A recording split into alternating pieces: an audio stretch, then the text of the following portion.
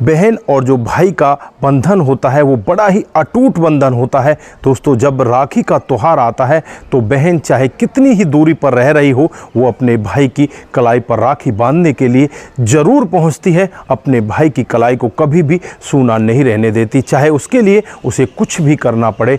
दोस्तों, इसी तरह से आज की कहानी में भी एक बहन अपने भाई को राखी बांधने के लिए उसके घर पर पहुंचती है, और जब घर के अंदर प्रवेश करती है तो भाई वहां पर होता नहीं। भाई तो किसी काम से बाहर गया हुआ होता है। दोस्तों, भाभी होती है, भाभी अपनी ननद को पहचानने से इनकार कर देती है और उसे धक्के मारकर वहां से भगा देती है। दोस्तों, जब यहाँ पर भाई वापस आता है तो उससे भी यही कहती है कि यहाँ पर कोई भी नहीं आया, यहाँ पर तुम्हारी बहन नहीं आई। दोस्तों, जब भाई को पूरा मामला पता चलता है, उसके बाद जो इनके जीवन में होता है, कभी किसी ने कल्पना नहीं की थी कि ऐसा भी किसी के साथ में हो सकता है। दोस्तों, अगर आप भी पूरी घटना के बारे में जानना चाहते हैं तो वीडियो को ज़रा सा भी स्किप ना करें, लास्ट तक वीडियो को ज़रूर देखें। दोस्तों, आगे बढ़ने से पहले हमारी वही रिक्वेस्ट की जो हमारे चैनल के साथ नए हैं, कृपया करके चैनल को फॉलो कर लें, बेल आइकन को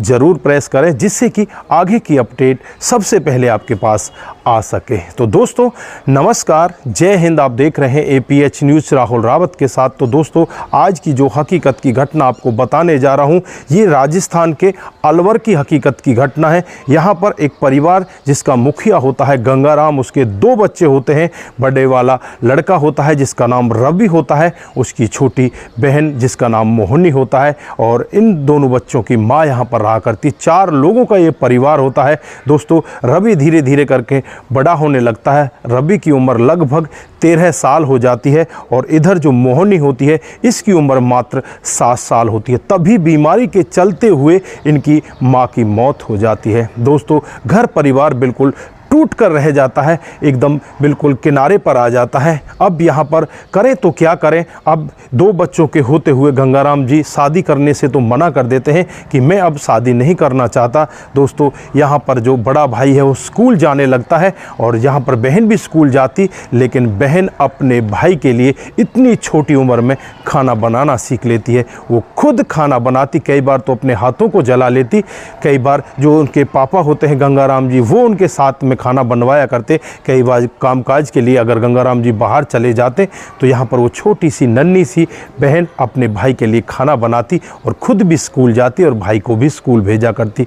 दोस्तों, धीरे धीरे करके यहाँ पर जो गंगाराम का बेटा होता है रवि बड़ा हो जाता है। अब अड़ोसी पड़ोसी और रिश्तेदार कहने लगते हैं कि इसकी शादी कर लो, क्योंकि अब बहन भी धीरे धीरे करके बड़ी हो रही है, ये भी अपने घर जाएगी, और फिर तुम यहाँ पर बाद में करोगे तो तुम्हें यहाँ पर दिक्कतें होंगी। अब तो ये छोटी सी लड़की जो आपकी है वो कामकाज कर लेती है, बाद में कौन करेगा। दोस्तों, यहाँ पर गंगाराम जी भी मान जाते हैं और अपने रवि के लिए एक शहर से लड़की देख लेते हैं जिसका नाम कीर्ति होता है, जो बहुत ही अच्छे परिवार से होती है। धन दौलत की उनके पास कोई कमी नहीं होती।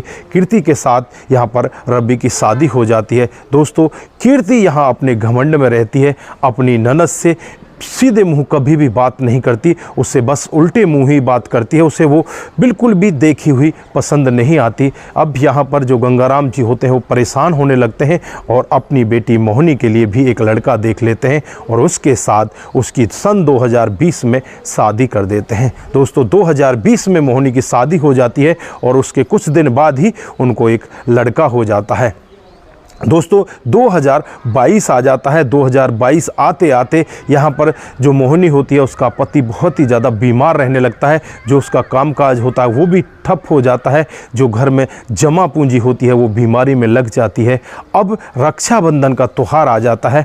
अब बहन अपने भाई को राखी बांधने के लिए अपने गांव जाने वाली होती है, लेकिन यहाँ पर जो उसका पति होता है वो कहता है कि मैं तो तेरे साथ में नहीं जा सकता, क्योंकि मैं बहुत ज़्यादा बीमार हूँ। अगर मैं सही होता तो तुझे लेकर जाता, लेकिन तुम उल्टा वाट ही वापस आ जाना, यानी कि आज जा रही हो तो आज के आज ही वापस आ जाना, क्योंकि मैं बहुत ज़्यादा बीमार हूँ। दोस्तों, यहाँ पर पत्नी भी यही कहती कहती है कि मैं जल्द ही अपने भाई को राखी बांधकर जल्द ही वापस आ जाऊंगी। दोस्तों वो अपने 1 साल के बेटे को अपने साथ लेकर तुरंत ही कुछ सामान लेकर और अपने भाई के घर के लिए चल देती है। दोस्तों अपने भाई के घर पहुंचती है, उसके पास फ़ोन भी नहीं होता, फ़ोन भी उसके पति के पास ही होता है। दोस्तों जब अपने भाई के घर पहुंचती है तो सामने उसकी भाभी दरवाज़ा खोलती है। भाभी को देखकर यहाँ पर वो बहुत ही ज़्यादा खुश होती है, जो पिछले गिला शिकवा होते हैं उन सबको भुला देती है। आज वो भाभी के साथ बड़े आदर के साथ उससे बातचीत करती है कि भाभी नमस्ते। तो यहाँ पर भाभी उसे देखकर कहने लगती है कि तुम कौन हो, मैं तो तुम्हें नहीं जानती। दोस्तों यहाँ पर बहन के पैरों तले ज़मीन खिसक जाती है कि ये मेरी भाभी कह क्या रही है, मेरे भैया यहाँ पर रहते हैं। वो कहती है कि मेरे भैया हैं यहाँ पर, तुम कह क्या रही हो। तो वो कहती है कि तुम यहाँ से जाती हो या धक्के मार कर तुम्हें यहाँ से भगा दूँ। दोस्तों यहाँ पर उसे बहुत ही बुरा लगता है, अब वो कुछ भी नहीं कह पाती। दोस्तों जो घेवर वगैरह जो मिठाई अपने साथ लेकर जाती है, अब वो करे तो क्या करे, वहीं पर उन कुत्तों को खिलाकर वहाँ से चुपचाप वापस आ जाती। कुछ देर तो बाहर दरवाजे पर बैठकर रोती रहती, अपने भाई का इंतज़ार करती है, लेकिन भाई वहाँ पर नहीं आता। अब बहन वहाँ से रुस्वा होकर अपने घर के लिए चल देती है, क्योंकि शाम को उसे अपने पति की देखभाल भी करनी होती है। पति बहुत ही ज़्यादा बीमार होता है। दोस्तों उसके बाद यहाँ पर जो पति होता है, जिसका नाम यहाँ पर रवि होता है, वो अपने घर पर आता है और वो कहने लगता है अपनी पत्नी से कि मेरी बहन यहाँ पर मोहिनी आई होगी, वो कहाँ है। तो वो कहने लगती है कि यहाँ पर तो आपकी बहन आई नहीं। दोस्तों उसे बहुत अटपटा लगता है, क्योंकि पहले दिन उसकी बहन उससे बातचीत करती है और वो कहने लगती है कि मैं भैया ज़रूर राखी बांधने के लिए आऊँगी, मेरे पति की तबीयत ख़राब है लेकिन फिर भी मैं उल्टा बाट राखी बांधने के लिए ज़रूर आऊँगी। उल्टा बाट का मतलब होता है कि मैं आज आऊँगी, आज की आज ही वापस चली जाऊँगी। दोस्तों यहाँ पर भाई को बहुत बुरा लगता है। भाई अपने जीजा के पास फ़ोन मिलाता है तो उसका फ़ोन स्विच ऑफ होता है। अब वो करे तो क्या करे, वो घर से बाहर निकल कर जाता है। जैसे ही रवि घर के बाहर निकलता है तो घर के बाहर के लोग कहने लगते हैं कि तेरी बहन तो यहाँ पर तेरा बहुत देर से इंतज़ार कर रही थी, लेकिन तू यहाँ पर नहीं आया, तेरी पत्नी ने उसे धक्के मारकर यहाँ से भगा दिया। दोस्तों जब ये रवि पूरा वाक़या सुनता है तो रवि को बहुत ज़्यादा गुस्सा आता है। वो अपनी पत्नी के पास जाता है और उससे कहने लगता है कि तूने आज बहुत ही गलत काम किया, तूने मेरी बहन को यहाँ से भगाकर बहुत गलत काम किया, तू अब यहाँ से मेरी नज़रों के सामने से दूर हो जा। दोस्तों थोड़ी देर के बाद वो यहाँ से बाज़ार के लिए चली जाती है। बाज़ार को सामान लेने उसे जाना था। थोड़ी देर बाद ही यहाँ पर उसका भाई आ जाता है। दोस्तों जब यहाँ पर ये रवि अपने साले को देखता है तो साला उसे जीजा राम राम करके कहने लगता है। तो वो कहता है कि कौन हो तुम, मैं तो तुम्हें जानता ही नहीं। वो कहता है कि जीजा कैसा मजाक कर रहे हो, ऐसा भला हो सकता है कि कोई जीजा अपने साले को ना पहचाने। तो यहाँ पर रवि कहता है कि मेरा कोई साला नहीं है, मेरा कोई रिश्तेदार नहीं, तुम यहाँ से भाग जाओ, यही तुम्हारे लिए ठीक होगा, नहीं तो धक्के मार कर तुम्हें यहाँ से भगा दिया जाएगा। दोस्तों उसे इस तरह से यहाँ से भगा दिया जाता है। जैसे ही वो अपने रास्ते वापस जाने लगता है तो उसकी बहन उसे रास्ते में मिल जाती है। तो कहने लगती है कि भाई तुम कैसे वापस जा रहे हो, तुम मुझे लेने के लिए आ रहे थे। तो यहाँ पर वो कहता है कि दीदी मैं तुम्हें लेने के लिए आ रहा था, लेकिन जीजा ने मुझे धक्के मारकर वहाँ से भगा दिया। तो वो कहती है कि उसकी इतनी हिम्मत कैसे हो जाएगी, वो तुम्हें धक्के मारकर भगा दे, चलो मेरे साथ में। फिर उसे अपने साथ लेकर जाती है और जब घर के अंदर पहुँचती है तो यहाँ पर रवि से वो कहने लगती है कि तुम्हारी इतनी हिम्मत कैसे हो गई, तुमने मेरे भाई को धक्के मारकर कैसे भगाया। तो वो कहने लगता है कि थोड़ी देर पहले यहाँ पर मेरी बहन आई थी, तुम्हें याद है क्या, वो तुम भूल गई, तुमने मेरी बहन को यहाँ से धक्के मारकर भगा दिया। वो मुझे राखी बांधने के लिए आई थी और आज तुम्हारा भाई तुम्हें राखी बंधवाने के लिए अपने घर लेकर जा रहा है। तो क्या ये यहाँ से ले जा सकता है? तो मैं अगर तुम्हें यहाँ से जाना है तो सदा मदा के लिए तुम यहाँ से जा सकती हो, मुझे तुम्हें नहीं रखना, तुमसे मेरा कोई रिश्ता नहीं है। का साला वो कहने लगता है कि बहन तुमने बहुत बड़ी गलती की है और अब मैं तुम्हें यहाँ से ले जाने वाला नहीं हूँ, मैं तुम्हें यहाँ से नहीं ले जा सकता, हमारी ओर से तुम कहीं भी रहो, कहीं भी जाओ, हमारा भी तुम्हारे साथ में कोई रिश्ता नहीं है, तुमने बहुत ही गलत काम किया है, तुम तो बहुत बड़ी घमंडी हो, मैं तुम्हारे साथ कोई रिश्ता नहीं रखना चाहता। दोस्तों यहाँ से जो भाई होता है वो अपने घर के लिए चला जाता है और जो पति होता है कहता है कि तुम ही यहाँ पर रहो, मैं भी यहाँ से छोड़कर जाना चाहता हूँ। दोस्तों उसके बाद रवि अपने घर अपने परिवार को छोड़कर दिल्ली के लिए चला जाता है और वहीं पर जाकर वो नौकरी करने लगता है। दोस्तों जब एक दिन वो वापस आ रहा होता है तो रास्ते में ट्रेन में बैठा होता है। जब ट्रेन में एक लेडीज़ को देखता है, उसके हाथ में एक छोटा सा बच्चा है और वो भीख मांग रही है। उसे लग रहा था कि पता नहीं ये मेरी कुछ जानी पहचानी सी है। जब उसके करीब जाकर देखता है तो बस वो देखता ही रह जाता है। वो भीख मांगने वाली औरत कोई और नहीं होती, इसकी बहन होती है। दोस्तों बहन को इस तरह से पाकर वो बहुत ही ज़्यादा दुखी होता है। फिर बहन से पूरा वाक़या पूछता है तो बहन कहती है कि तुम्हारा जीजा बीमार है, उसकी लिए मुझे दवाइयों के पैसे चाहिए, अब मैं पैसे कहाँ से लेकर आऊँ, इसलिए मैं यहाँ पर भीख मांग रही हूँ। फिर उसने कहा कि बहन तूने कभी ये ना सोचा कि तेरा भाई भी अभी ज़िंदा है, तू अपने भाई से बात कर ले। तो वो कहती है कि भैया मैं तेरे से कैसे बात करती, मैं वहाँ से मेरी भाभी ने भगा तो दी थी। दोस्तों उसके बाद वो बहन को साथ में लेकर जाता है, उसके लिए कपड़े खरीदता है और फिर उसे उसके घर लेकर जाता है जहाँ पर उसका पति होता है। उसके पति को नज़दीकी हॉस्पिटल में एडमिट करवाता है, वहाँ पर उसका इलाज करवाता है।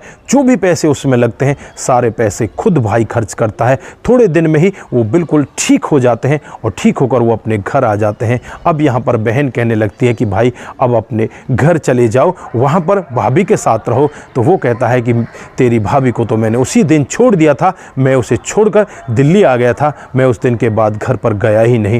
दोस्तों यहाँ पर बहन कहने लगती है कि भैया चलो मैं तुम्हारे साथ में चलती हूँ। फिर वो अपने भाई को साथ में लेकर जाती है और जब वहाँ पर अपनी भाभी को देखती है, भाभी देखते ही अपनी ननद के पैरों में गिर जाती है। वो कहने लगती है कि मुझे माफ़ कर देना, मुझसे बहुत बड़ी गलती हुई है, मैं घमंड में आकर इस तरह से चूर हो चुकी थी, मैंने भाई बहन के प्यार को भी नहीं समझा और मैंने तुम्हें इस तरह से अपमानित किया, मुझे माफ़ कर देना।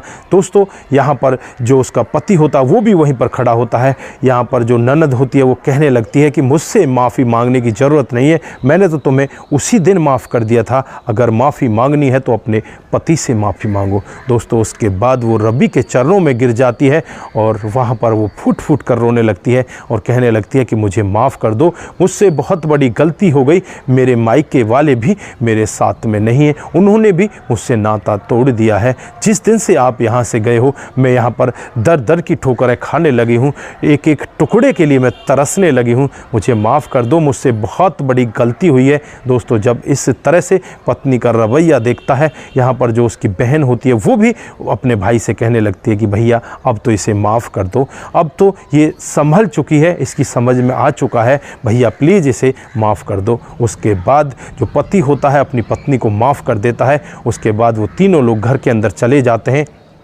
और यहाँ पर जो पति होता है वो खुद अपनी ससुराल में फ़ोन करता है, अपने साले के पास फ़ोन करता है, उससे कहता है कि अब आप हमारे यहाँ पर आ सकते हैं, आपका हमारा रिश्ता अब दोबारा से जुड़ चुका है। दोस्तों वो लोग भी बहुत ज़्यादा खुश होते हैं और वो कहने लगते हैं कि जीजा जी हम तो बस इसी का इंतज़ार कर रहे थे कि जब आप वापस आओगे तभी हम इसके पास जाएंगे, नहीं तो हमने इसके साथ से सारे रिश्ते तोड़ दिए थे, ये हमारी बहन उसी दिन ख़त्म हो चुकी थी, लेकिन आप अगर वापस आ चुके हैं, आपने इसको माफ़ कर दिया है तो हम भी इसे माफ़ कर देंगे। दोस्तों उसके बाद उनका जीवन बड़े अच्छे से कटने लगता है। तो दोस्तों ये थी आज की हकीकत की कहानी। आप लोगों को कैसी लगी? अगर आपको ज़रा सी भी प्रभावित करती है, ज़रा सी भी अच्छी लगती है तो दोस्तों के साथ ज़रूर शेयर करके जाएँ। दोस्तों आपका एक शेयर हमें आगे बढ़ाता है और इसी तरह से सस्ता पर आधारित कहानियाँ हम आपके बीच लेकर हाजिर होते रहेंगे। दोस्तों आप जहां भी रहें सतर्क रहें, सावधान रहें,